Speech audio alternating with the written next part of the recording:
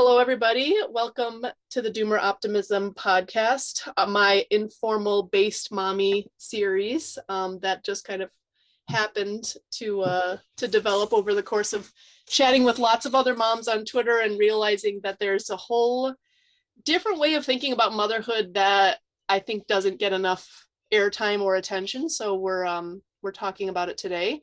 I'm here with Bosco and Ourania, and so I'll let you guys go introduce yourselves first, and then we'll just, get into chatting about mom stuff in the modern era. Okay. Who first? You go, Bosco. Okay, I'll go first. Yeah. I'm Bosco or Selene on Twitter.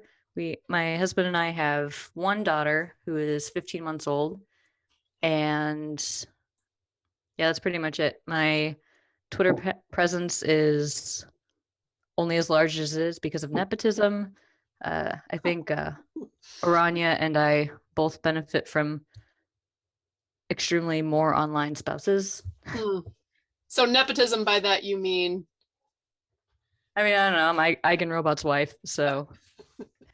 You have your own voice, though. I know. I do, but I'm not kidding myself about where some of the early followers came from. Yeah, and it does happen that it ends up being like a cycle where once you start getting more followers, you just like get more because people think you're somebody to follow and stuff like that. But you have a very interesting voice, so it's warranted. Ourania, you want to introduce yourself? Sure. So I'm Ourania or Oranometrian on Twitter. Married to orthonormalist.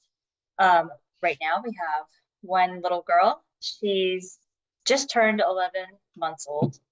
The plan is to have 5, unless he keeps showing me stuff that I'm like, well, maybe another. Like, we just watched the original Cheaper by the Dozen, and I'm like, we could do 12. We could totally do 12.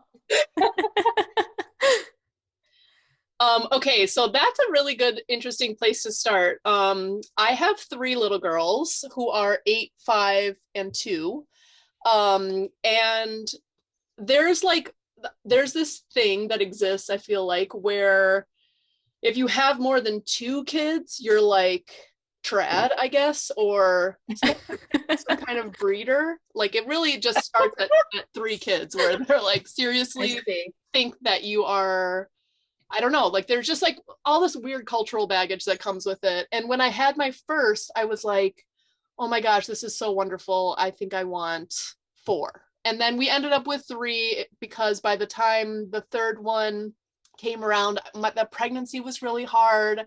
Like her early babyhood was like the beginning of the pandemic. And it was just like, all right, I think this is enough. Like, we feel very like we have a very full family. I think if I had more social or family support, I might have had a 4th or even a 5th. But that's a big key too. But so I would love to hear, Ourania, you go into the thinking behind 5 to start. That would be super interesting.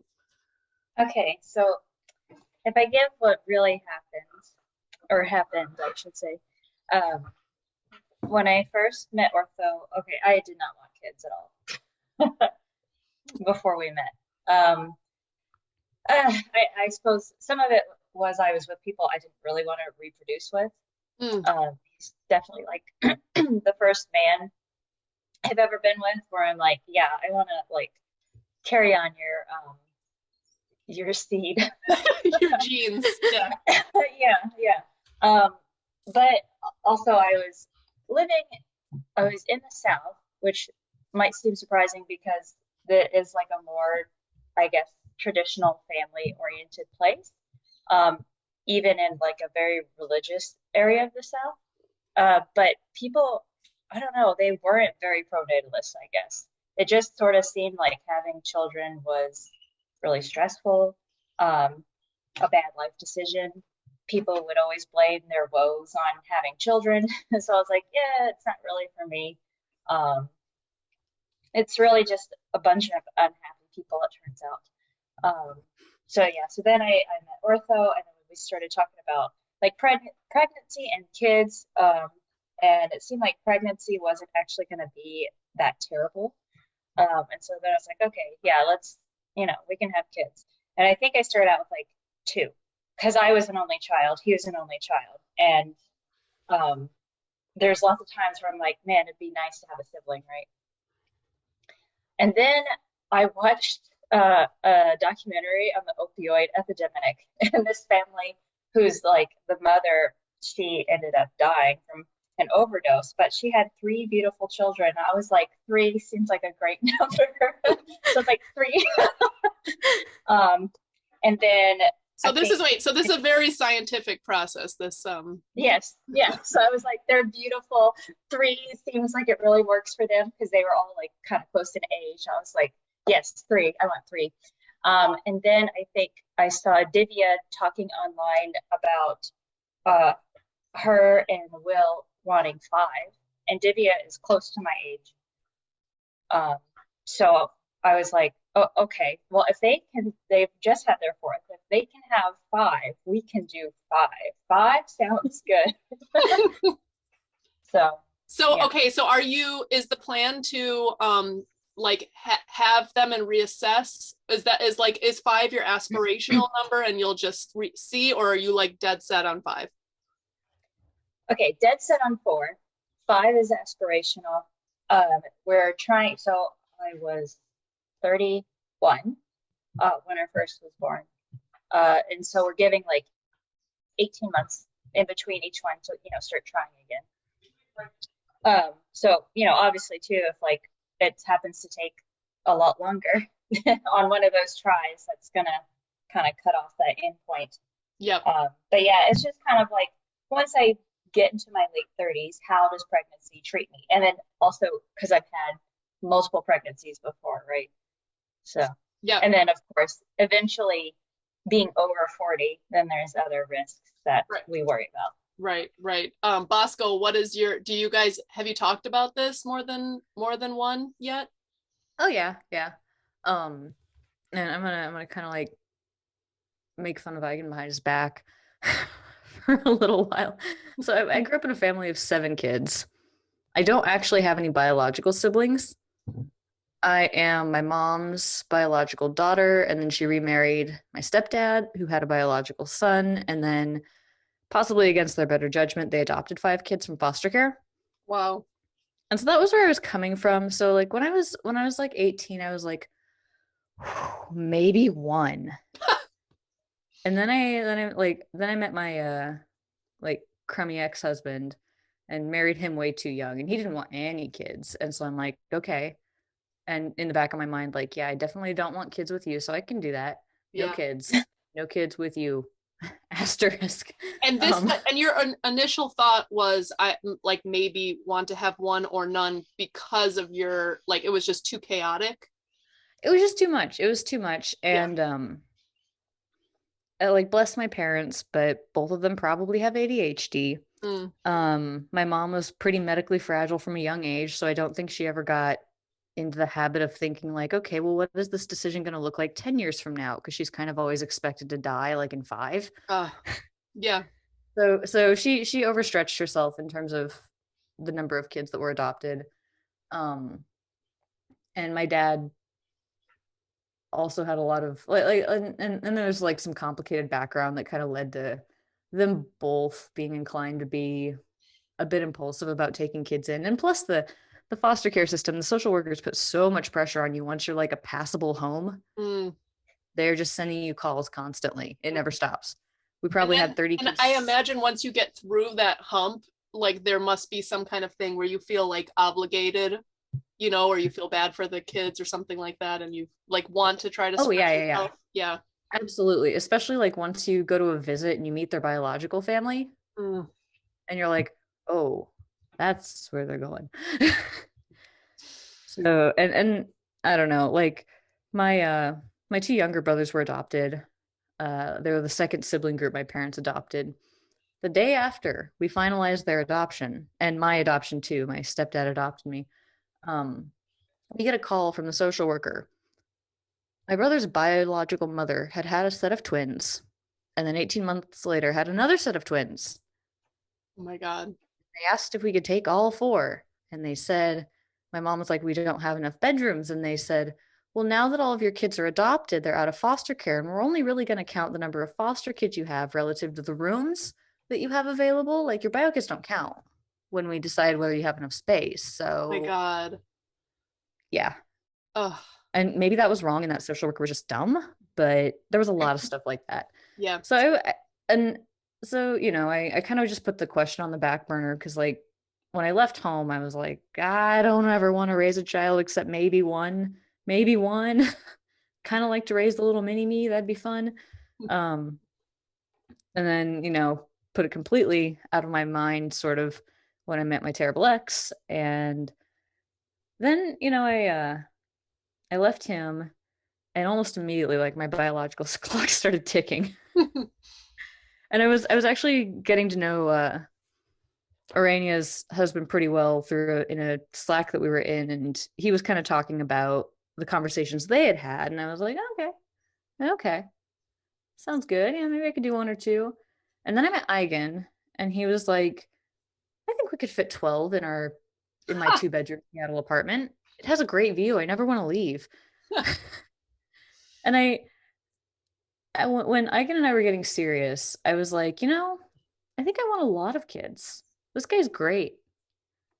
And he was like 12, and I was like 3 or 4. Done a lot of childcare. I think I know where my limit is. Maybe like 5 is the max that I could be happy raising, and I refuse to be a miserable parent. So, but then we had Moonbot, and right at the end of the pandemic, neither of us were in the best condition of our lives in terms of fitness or like mental health. She was a lot, very Velcro baby, Mm. no family in the area. And so I think I was like, okay, 4. And that's what you've settled on for now? I think 4 is aspirational, but I do think we're going to kind of reevaluate after every pregnancy. Yeah. Yeah. That's yeah, I think that I don't know, it's just like really normal to have these kinds of conversations the way you guys just described this process. Like, and I think what's probably abnormal is how this either having a lot of kids makes you like a trad or a breeder, or having none makes you antinatalist. Like, it's actually much more normal to just think about like, I want to find a spouse who like makes sense to raise children with. I want to have a lot of joy and happiness in my life, but I don't want to like push it so far that I'm like totally stressed out all the time either. Um, yeah, I don't know. It's become so weird and politicized. So I don't know, did you have that feeling before having kids? Do you continue to have those conversations with people like who are taken aback if you say 4 or 5 kids is your goal? My cousins are kind of on my mom's side, especially the very conservative side. Um, I'm the oldest cousin, so everyone else is kind of in their mid or early 20s. Um, So you're the trailblazer in the I'm family. the trailblazer, and a lot of like most of them don't really date. Most of them don't really have serious relationships. Many of them are like in perpetual grad school. Mm, And then there's like me, and I'm like a stay-at-home mom, which nobody expected, and I want a bunch of kids, which people also didn't expect. And I do get a little bit of weirdness. I'm not sure if that's like cousin dynamics of always being compared to one another, right. or them getting like pressure from their parents to give them grandchildren. But a lot of them are in a ton of student debt, and I managed to avoid that, so that probably helps. Yeah, yeah, that is a big thing too. Like, I think our generation, especially and younger, like it's just such a huge factor in your ability to just like not be on a treadmill and work so much. And then you have a kid, and then it's like, okay, I have to keep working to pay off this debt, and then I also need to pay for daycare, which I won't be able to afford or whatever. Um, Arania, do you have any, weird reactions or pressure from anyone? Your decision to focus on being a mother? Um, I would probably get one weird reaction from well, he's an ex, but we're still really good friends. I just don't tell him how many children I want. Just kind of avoid it. He'll figure it out in like a couple of years, right? he'll He figure it starts out. with child. He's like, another? Yeah. Another? So we'll, cross that bridge in like 7 years. So, okay, so let's dig into like what it is that makes you feel like in more detail, like you would want a big family. Like, what is it? Because I feel like, I mean, truly a lot of people in our generation are told like, it's almost like either you a box you tick off, like I did the 2-kid thing, like, but I'm still focused on my like career and my social life, or no kids at all.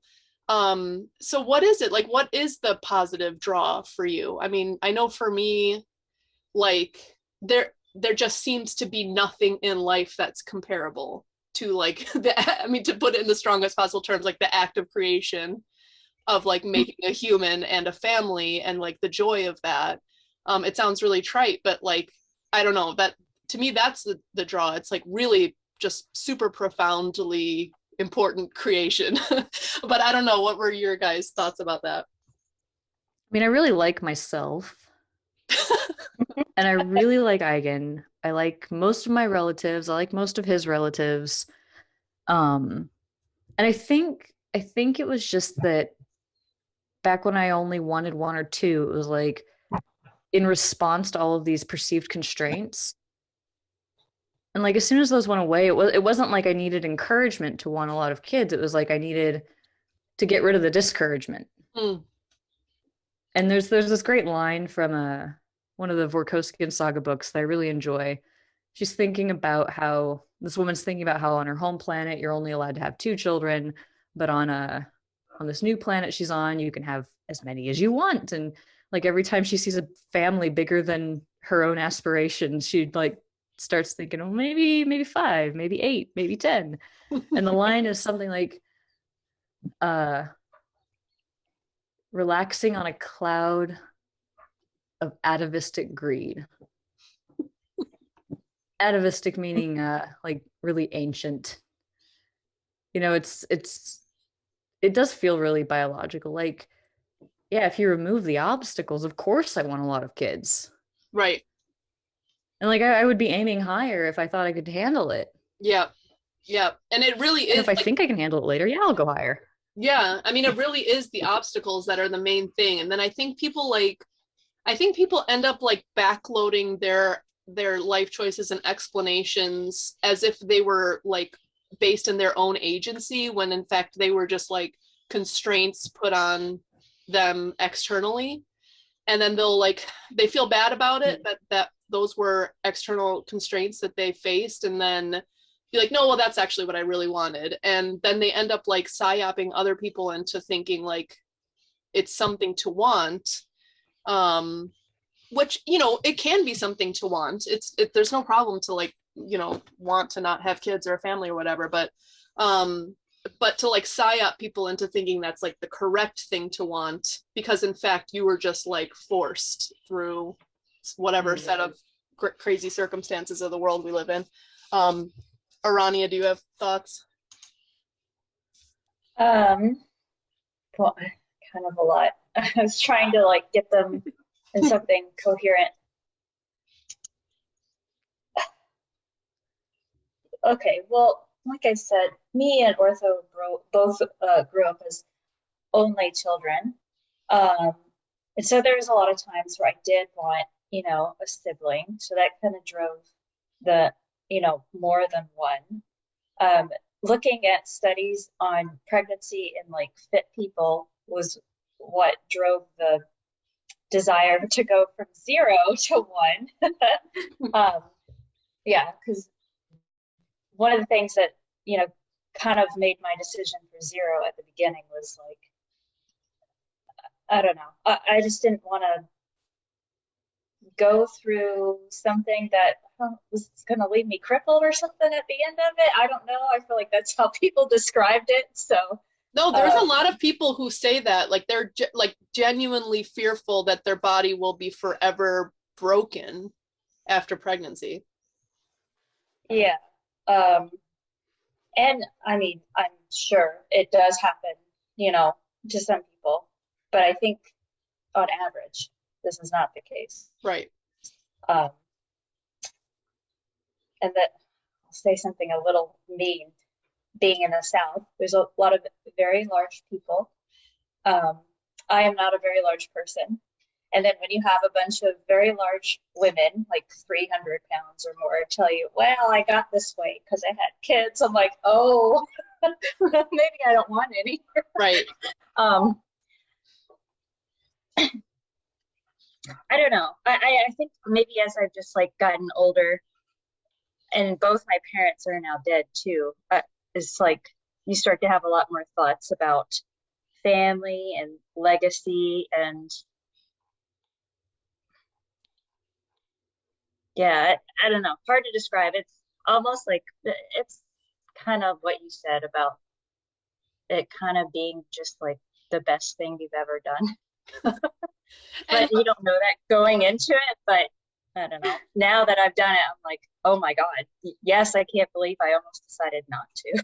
Yes. I just want to add to that. Yes. So, okay, on that topic, I'd love to hear like about your both of your experience in having your first. You both have one. And that transition, it's almost like it would be really cool to hear your stories about like, I don't know, just reflections about being pregnant and then having your babies and like to the extent possible articulating what it did to you or how it changed you. I feel like at the far end of 3 kids and my oldest is 8, like that first baby is just like what a lesson in everything. It totally changed everything about who I am and what I'm capable of, made me like way more resilient. And now by the third, like I'm just in a groove, like I get it, I just get how it works. I'm not too fazed by anything anymore. Like the first kid, the first time they like get hurt at all, you're like like you feel it in your body. It's so painful. But like first spill onto the concrete face yes, first yesterday. Yes. So let's talk about that. Like you feel everything in your body. It's crazy.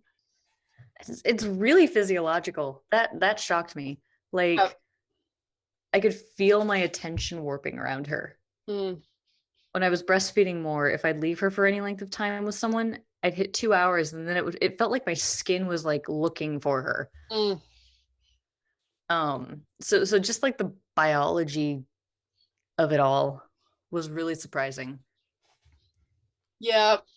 And for me, I think one thing that's really hard to articulate for people who are like, I guess, like, I don't know, most of our lives, modern people at least, or at least, especially people who do like, I don't know, white collar office job type work, it's like you don't have that many occasions to just like be in tune with your body or be like subject to the whims of it. There's so much that just like is meant to like all of modern life is meant to like downplay your physiology and your biology, and so like I wonder pregnancy I is wonder like, if Ourania. Oh no, go ahead, Ourania. oh sorry, were you gonna say something? What? Oh, I thought you said something. No, sorry. No. Yeah, so like I was just gonna say the like pregnancy for to begin with, it's like you really realize the extent to which you're out of control. Like your mind is out of your body is out of control of your like mind wanting to control it, and not necessarily in a horrible way, in a like this like biological process is bigger than me way. So I'm curious to hear about both of your pregnancies and any insights you got during that time. Yeah. So okay, I'll go first on this one. Yeah. Mostly because you talked about not being in control of your body. Because I love to be in control of my body. Like, I count calories. I, like to run. I like to lift so I can, I control basically my output, my muscle growth. And then So like the first part of pregnancy, like the first trimester, I would not say I felt like I didn't have control because it was pretty much still, doing its normal thing. It's like once you get to the second trimester and beyond, you're like, oh, um, yeah, fitness is just like all over the place, right? I really control if I'm gonna feel good the next day or not. Um, and it's like a new learning process too, trying to figure out like with food. Okay, if I eat this, am I gonna feel bad later on? Um, I like to drink a lot of diet soda, but like towards the end of pregnancy, I couldn't drink that much because there was no space left in me to have indigestion all the time. um, and then of course you're like gaining weight and getting bigger and bigger, even though, if I'm tracking my food, I'm like, well, it says I ate this much, but you've obviously got to gain weight and get bigger. So at the end, I think it's actually all very helpful to not be so rigid and, maybe a little less anxious about stuff like that. Yeah, but trying to, I was able to like run pretty much until the very end. I lifted weights throughout the whole thing. Lifting was a little frustrating because your like capacity decreases as you go on. And it's like you want to always get stronger and stronger, but your numbers are going down. And you can't predict like how far they'll fall. So it's kind of hard to get a gauge of fitness. That's like, oh, am I getting like less fit? Am I getting weaker? It turns out no, because like after birth and like once I waited a little bit to heal before I started lifting again, I really had lost anything at all, which was pretty surprising. Oh, interesting. Yeah, that is interesting. Yeah, my lifts, man, at the end of pregnancy, well, so okay, like my deadlift max was 300 pre-pregnancy, but at the end, I couldn't do like 135. I was like, I can't do this. This is too much. But now I'm back at like a 300 max. Wow. So, and then bench went terrifying.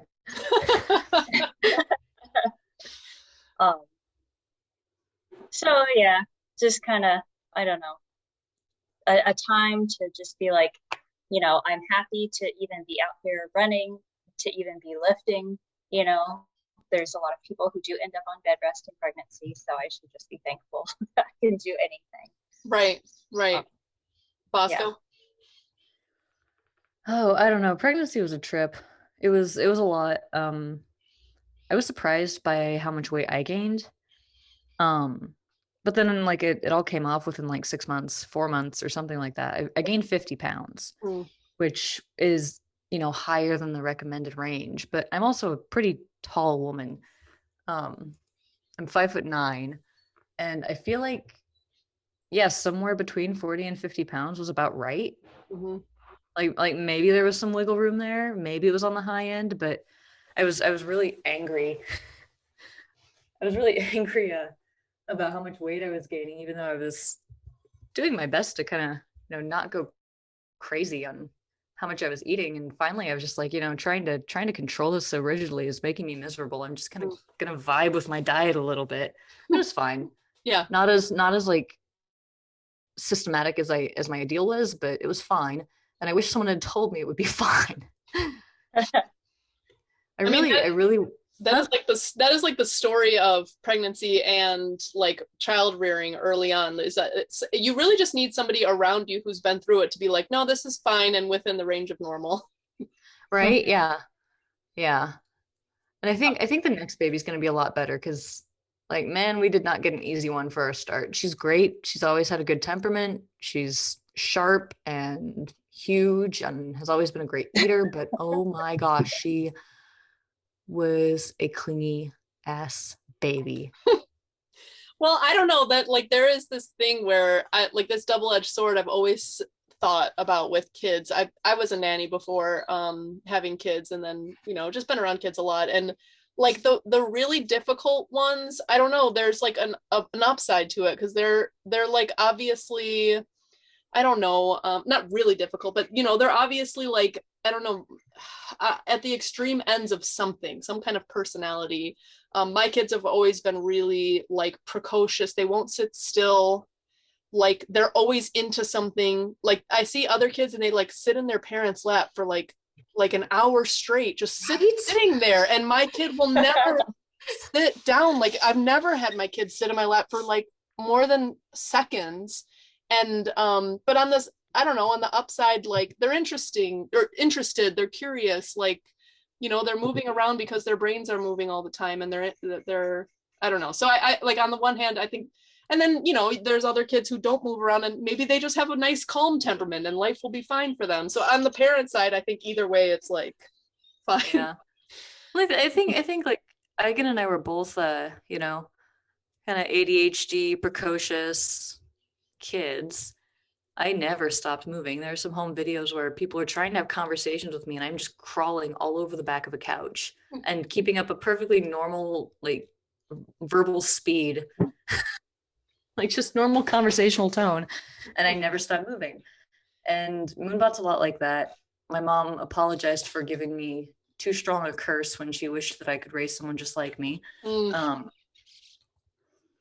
And yeah, I don't know. I do think that if we do have 4 kids, we should get a chill baby. We deserve a chill baby.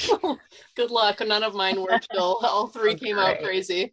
But I mean, on the other hand, like, we were not in the best place when she was born. Like, you know, we were out of shape because neither of us were able to get over the hump of activation energy to try to work out when everything was shut down. Yeah. We were isolated and stressed out, and I was trying to wrap up some business affairs with my ex-husband, so I was having to talk to him every week in the immediate postpartum phase. Not good for me. No. So that was an issue. So okay, let's hear about childbirth. Maybe you don't have to tell the whole birth experience if you feel like that's a little too private, but you know, like the process of giving birth, I feel like, is another whole thing that just doesn't get discussed a ton. The discussion is always like, it's horrible. That's like the end of the discussion. It's horrible and you should be afraid. I guess from my experience, I had a really great hospital birth for my first. Luckily had a doctor who was like really hands off, like a family practice doctor, not an OBGYN, and this was in the US. My second one, hospital birth, was like pretty bad. Not the birth, I was able to handle the birth just fine, but the doctors were annoying and interventionist. And then the third baby was born at the beginning of the pandemic at home, because here in Uruguay, I guess if your baby is measuring up over a certain size, it's just like automatic C-section in the hospital.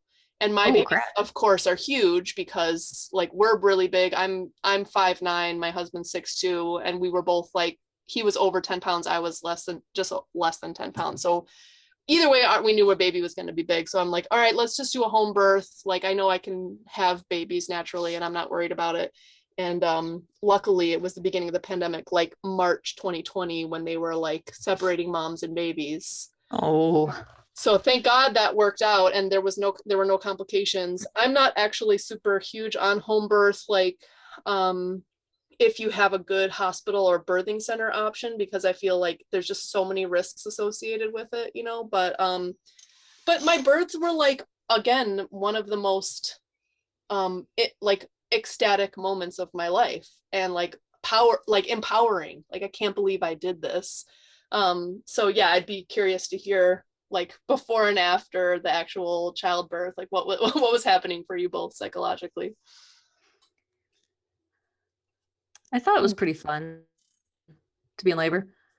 Like I was, you know, she was 4 days late. I was pretty excited. Like, just get out of here. Yeah. Yeah, like until so I think the birth went pretty well in retrospect. I had like some complaints. Things didn't go according to my birth plan. When they got me to intake and they were measuring her heart rate,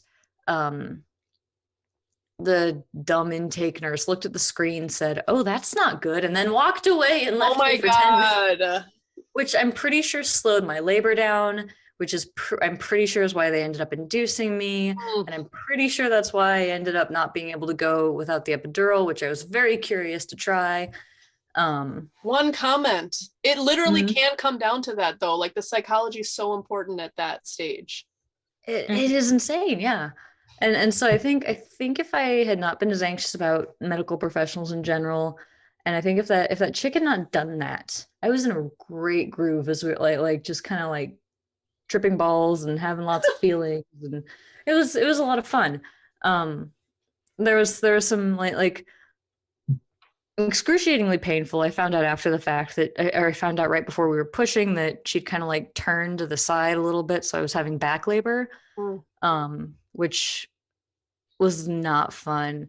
But I was really getting into the groove of like working with it, and then I like dilated up to 8 centimeters, and I looked at the doula, and I'm like, I'm so tired.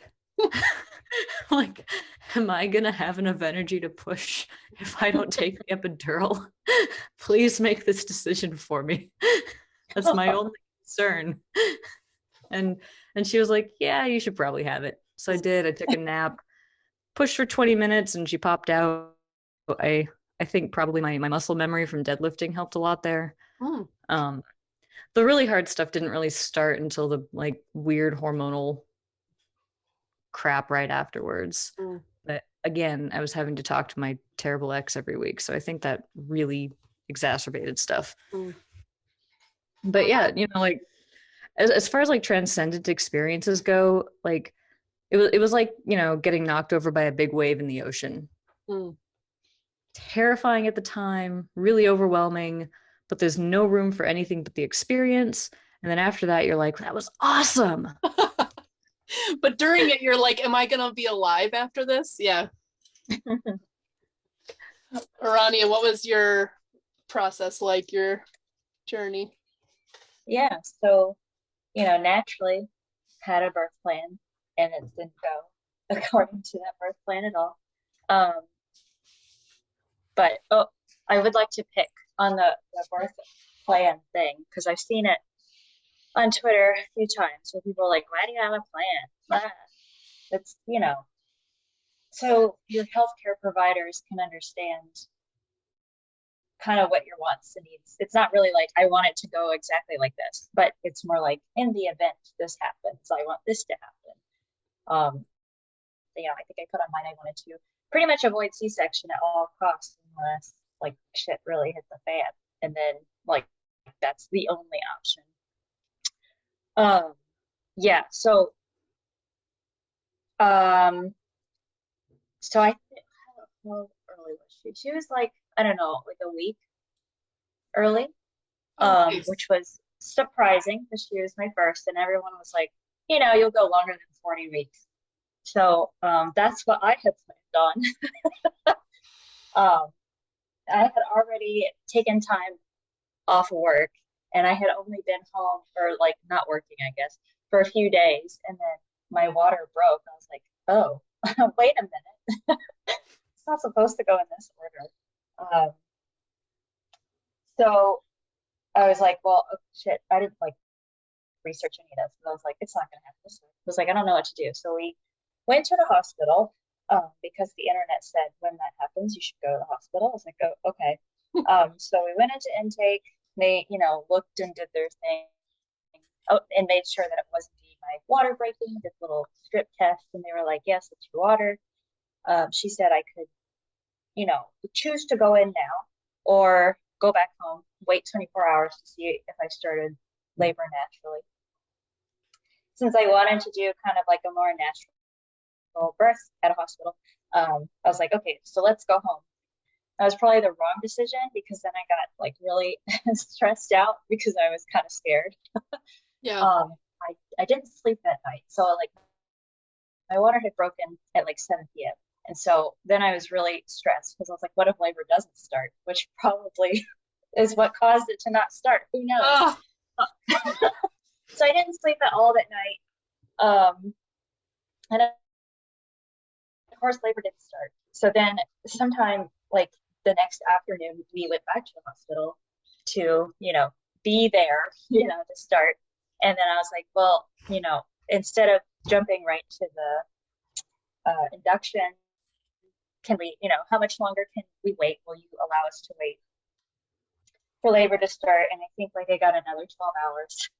And so we waited through that. And I was like having some contractions, but nothing very strong at all. And nothing I would ever consider, labor, even if I was like chilling at the house. I'd be like, seems like a little pre-labor-ish, right? Yeah. Yeah, so I ended up having to be induced because we're at the, hospital. They have, the doctor that was overseeing me is like, well, I have this policy that, we don't want to go too far away, I guess, from no labor and having your water already having broke. So I was like, okay, I get it. It's fine.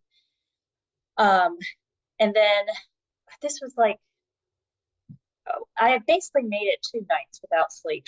So as the like pitocin was working, I was like, I was still only a centimeter dilated because the start was very slow. I was like, I need an epidural because I haven't slept. I'm not gonna make it. And they made me watch a video because they were like, you can't have really an epidural until you're 3 or 4 centimeters dilated because it might not last the whole time. I was like, whatever. I can't wait that long. So heavy epidural.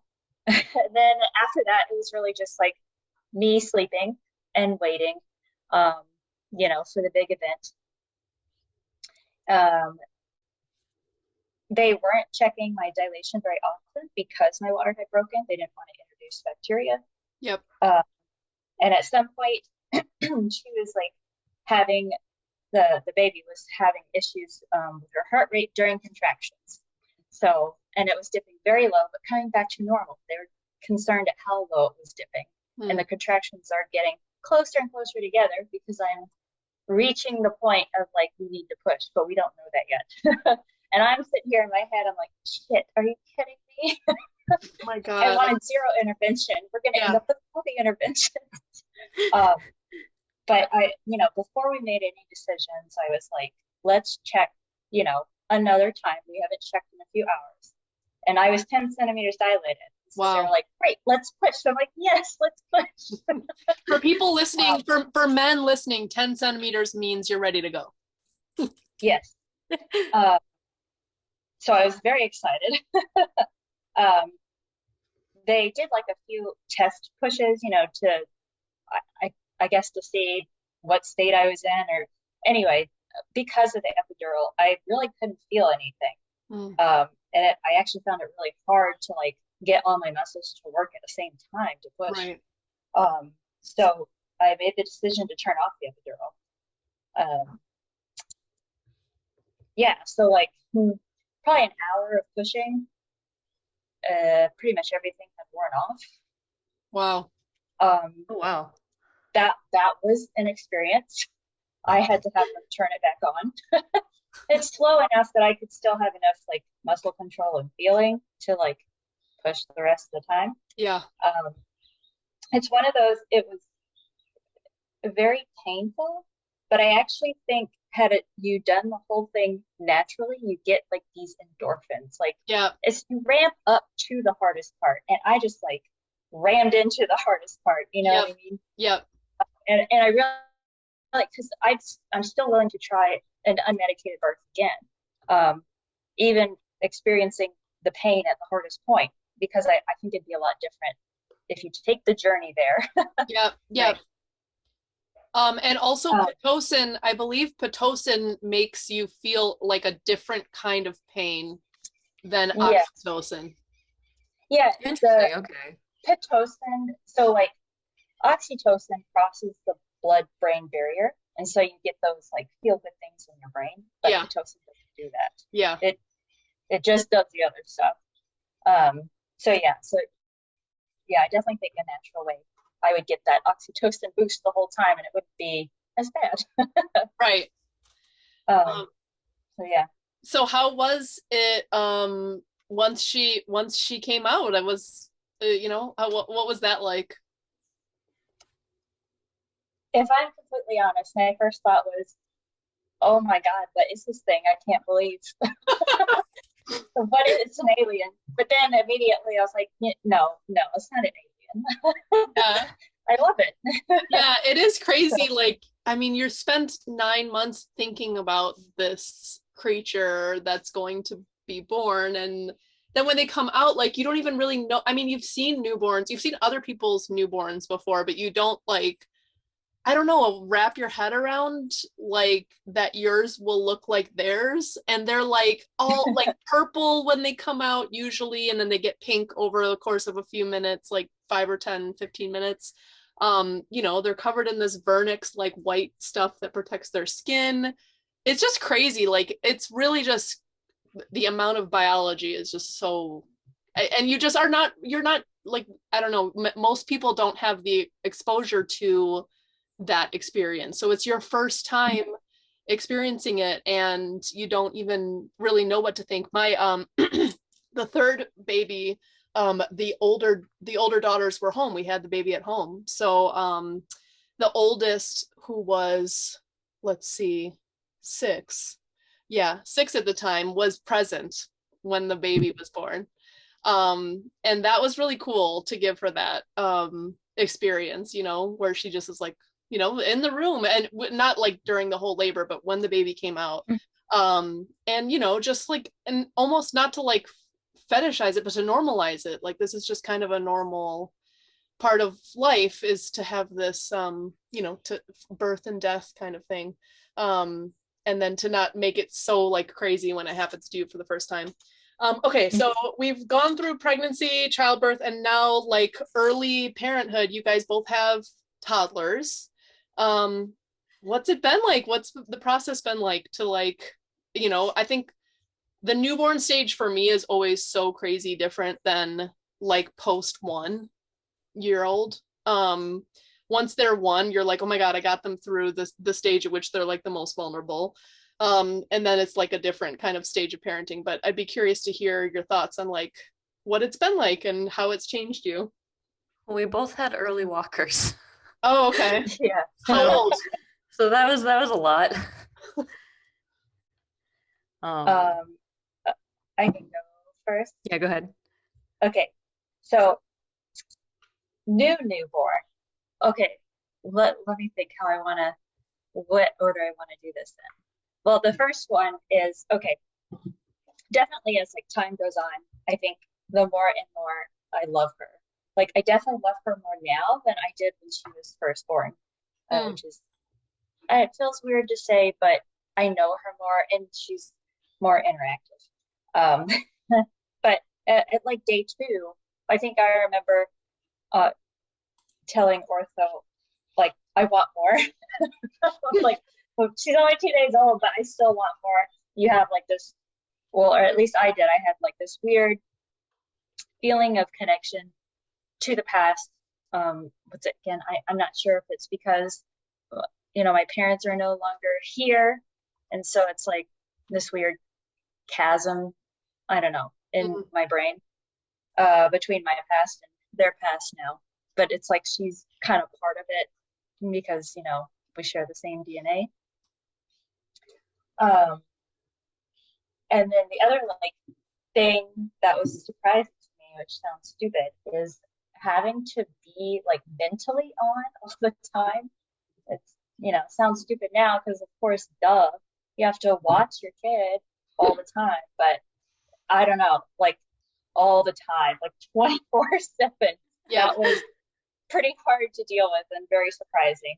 Like, I don't think it'll be that hard, you know, the second time because I'm not going from 0 to 1. There'll be other difficulties, right? From 1 to many. But yeah, that was surprising. Like, oh my God, I have to be on all the time.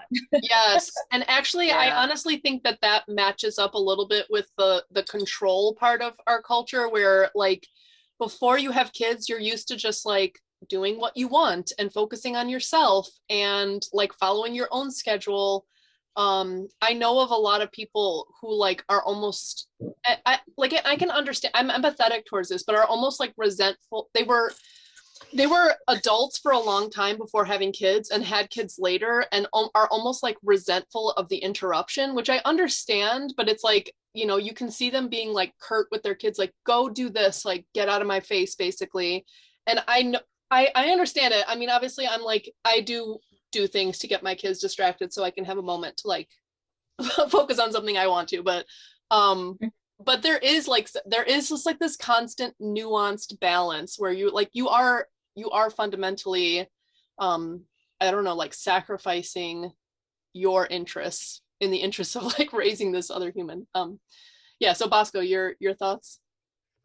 Yeah, I think I don't feel like I love her more necessarily now that she's older, but I definitely I'm having more fun.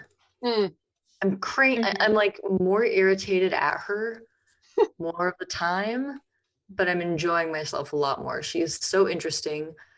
Just have to brag. She peed in the potty today. I saw that. Congratulations. That's Nice. like, that's a Very exciting. That's a huge deal. And that's very, what'd you say? She's 18 months? Or 15 months. 15. That's insane. That's crazy. I know, right? So, and I'm not doing anything special. I think I just got lucky, but very proud of her. But just like she's had this verbal explosion where she understands so much of what we're saying. I can explain things in very simple ways to her, and she's playing more complicated games. She has opinions and goals, and it's all extremely frustrating, but it's fascinating. I love it. Whereas before I was like, oh, she smacked the toy giraffe. Did she do that on purpose? I hope she did that on purpose. Yeah. That isn't attached, like that isn't just her sitting on my boob. Yeah, I sort of feel like, well, maybe for not all babies, I don't know. I feel like the 6 month point was when it really started to like get really fun, because then they start giving more opinions, become even more verbal, and not just like blasting you with baby talk, but it starts to become more nuanced, I guess, in response to things. Yep. Then they start to become a lot more mobile, so they can show you like their thoughts and what they want. Yeah, it just gets more fun. You guys like, and being on this end of it, like, now I have an 8-year-old and 5-year-old and 2-year-old. It's like, it just keeps getting fun, like more and more fun. And they just get more and more interesting and like real humans. And then you see like who they are inherently, but then that's mixing with your whole family culture. And like, I don't know, it's crazy how few people of our generation really, I think, talk about this, but like, it is just, like, there is nothing more fun and creative than like making this family culture, mixing together the different personalities that you've given birth to and then are cultivating over time. It's so cool. My daughter, the oldest, during the pandemic my husband plays guitar and he would just like play whatever tune and she would just start making up songs.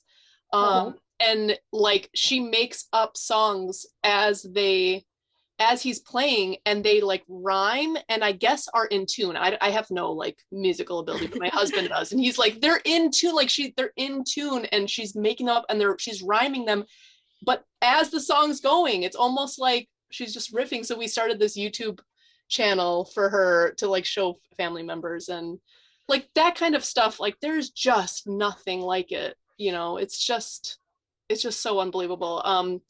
So I guess wrapping up, final question for me, like, I don't know, I think there's just a lot of young women out there who are just, and young men too, not sure about family life, not sure about whether or not to have kids.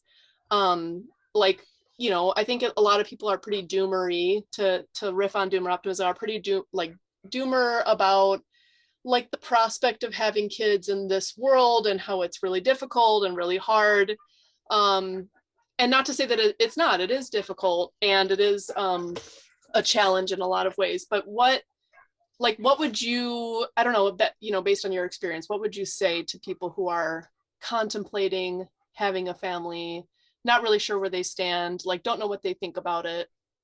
I think it might be relevant that like Ourania and I are doing very different things with regard to career stuff. Mm. I am basically opting out of the workforce, at least during my children's young childhood. We'll see what happens later. And I'm probably going to end up trying to homeschool or run some kind of organizational thing along those lines in our social circles if I can. But I'm not going, I don't have any particular inclination to go back into the traditional workforce unless I have to.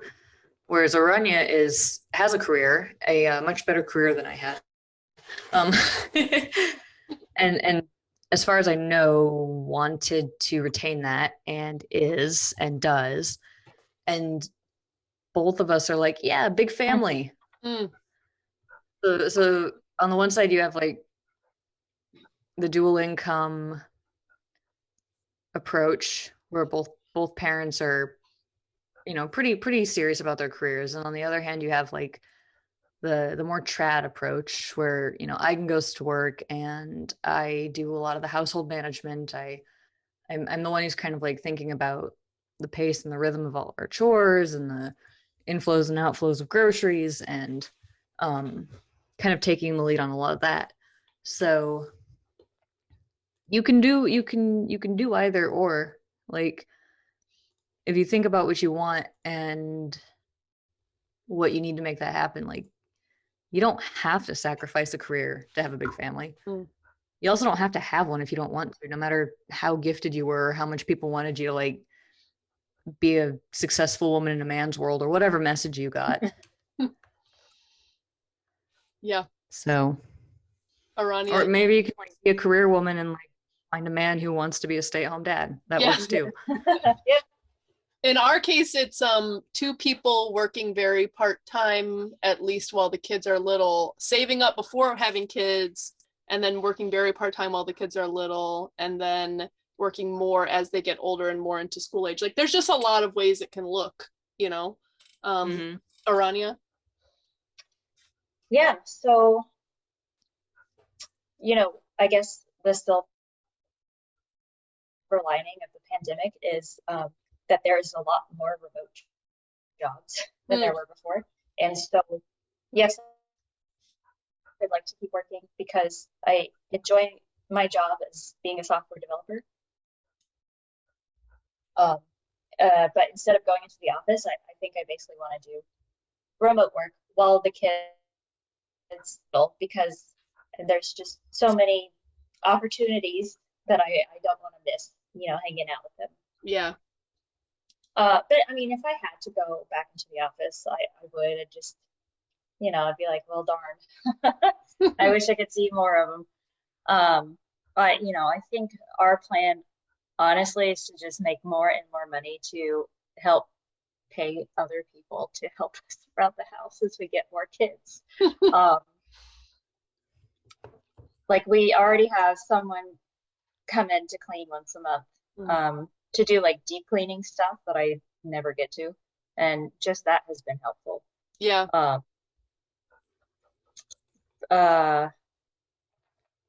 Where was I going with this? I would just oh, sorry, go ahead.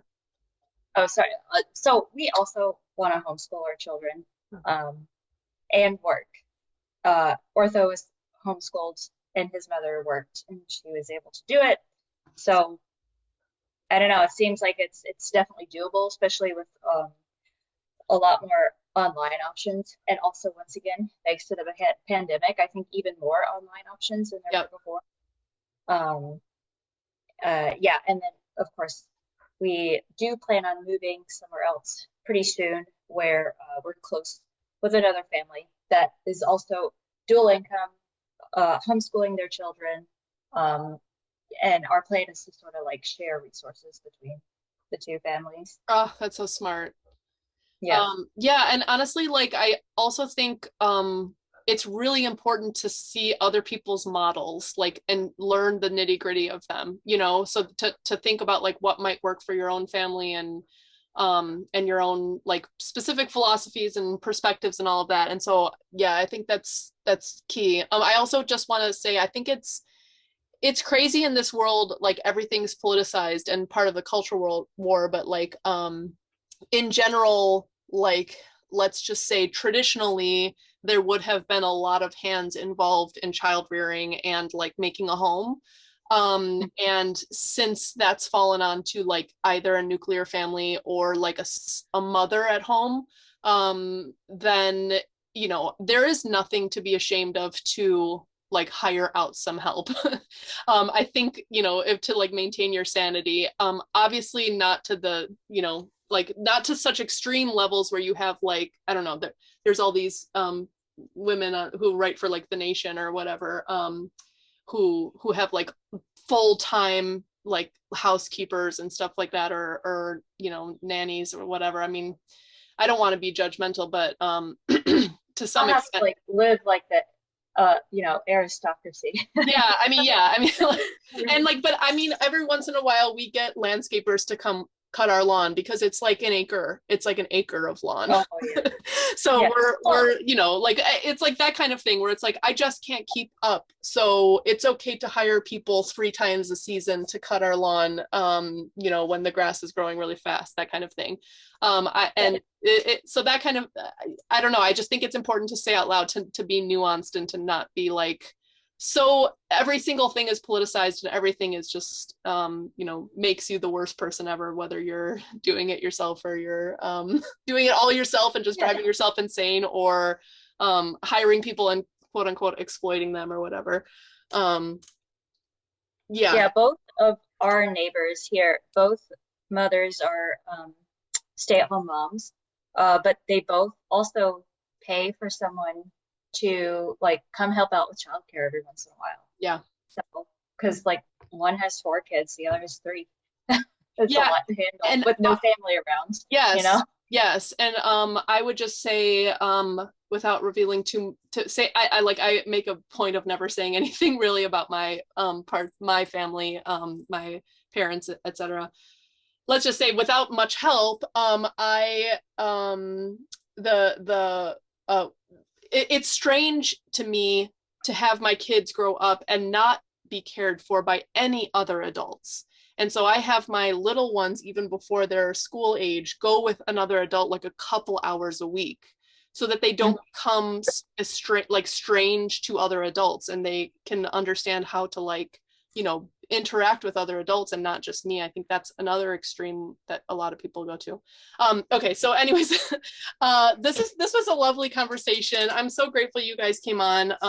I think it's just really important to talk about what it's like to be a parent and a mother, and like that whole journey. I think there's just not a lot of nuanced and or positive models out there, so I appreciate that. Any last thoughts you want to get in at the end of this conversation? There was something I was going to say earlier when we were talking about birth. When Moonbot came out, I thought she was missing her brain because I was all like emotionally prepared for the cone head. Oh. She didn't have a cone head. She had like a normal head. She was only in the birth canal for 20 minutes. Right. So my first thought upon seeing my child gestated for 9 months was, where's her brain? Where's her brain? Where's the cone? That's funny. What's wrong? Anyway. Oh, that's great. All right. Ourania, last thoughts? Anything? Other than I would never change a thing, and you know, the first one makes you want to do it 11 more times. So yeah, that's good. That's making very family is pretty great. That's a very doomer optimism message. So we'll end with that. Thank you guys so much for coming on.